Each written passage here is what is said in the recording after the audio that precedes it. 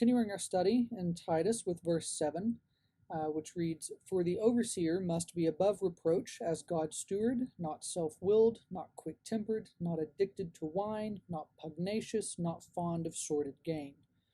With verse 7, we find that Paul is continuing his thought from verse 6, laying out what he means when he says that overseers must be above reproach.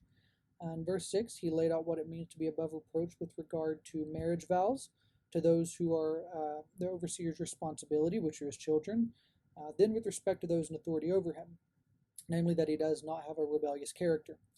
With verse 7, Paul continues to lay out his qualifications for the overseers of the churches of Crete, but whereas the qualifications in verse 6 can be thought of as qualifications with respect to reputation, verse 7 can be thought of as being qualifications more directly related to character.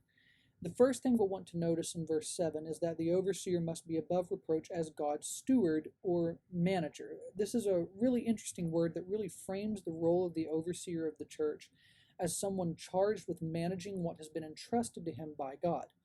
In order to do this, Paul says that the overseer must not be self-willed. This is an adjective in Greek that can be understood to mean arrogant. So the overseer shouldn't be someone who is full of himself, nor should the overseer be quick-tempered or inclined to anger.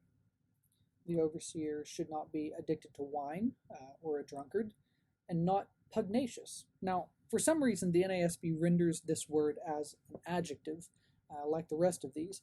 But a quick word study will tell you that this is a noun in the Greek. It literally means a striker or a violent person. So pugnacious is a good adjective to describe that. It's just a very clunky word.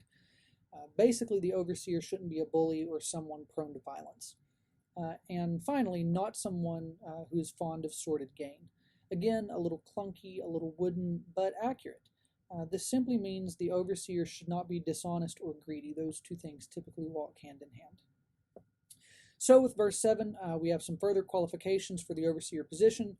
This is someone who should not be driven by a selfish character, and we're going to see the positive contrast to this list in verse 8.